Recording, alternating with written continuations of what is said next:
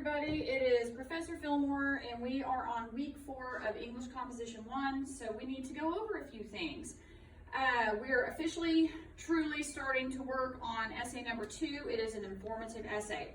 So this is our Moodle page, and I would actually encourage you to go back to week 3, even though we are finished with it, because week 3 is still where you will find all of the documents pertaining to essay 2. So you may be flipping back and forth between weeks 3 and 4 a little bit. So you have your informative essay instructions. Make sure you review those. You have your rubric of how you'll be scored. There is an invention sheet. There is my suggested outline. This is something you'll actually turn in on week 5. So not this week, but I do think that you should open it up and take a look at it, because this actually tells you what to put in your introduction, then your body paragraphs 1, 2, and 3, and then your conclusion.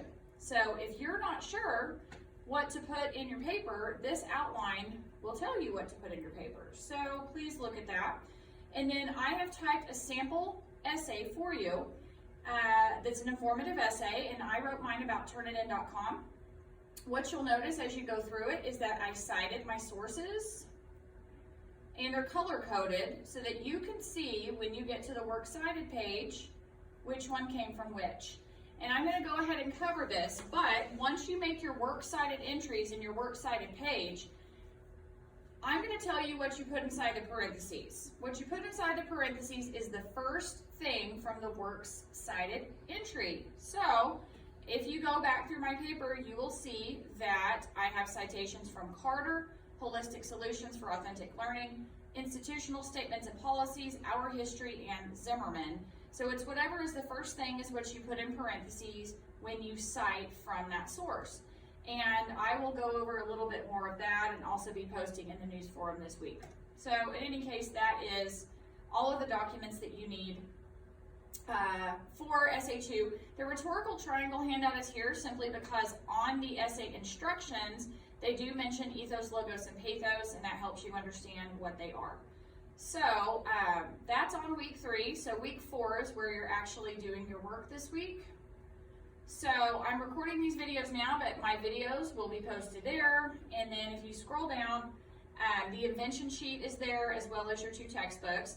And you have 2 learning activities. One is you are going to take one of the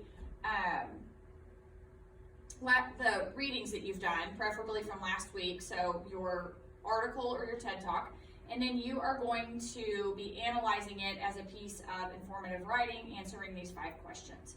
So that's the first assignment.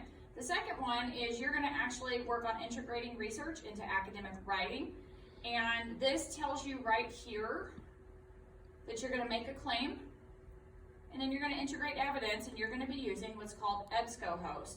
I'm going to record a separate video where I show you how to use EBSCOhost, but I do give you instructions right here. So it tells you to go to OCCC's homepage, click library, and then it explains to you how to access EBSCOhost.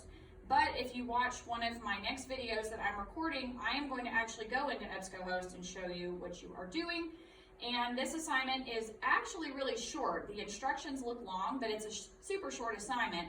You're going to make a claim, and then you are going to cite from a source that supports your claim, and then you are going to connect or analyze the information you found back to your claim, and then reflect on the exercise and what you learned from it.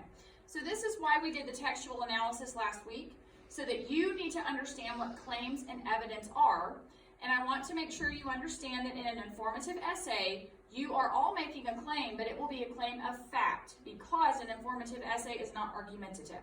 So we're going to stop this video and we're going to record another one here in just a second, so hang tight.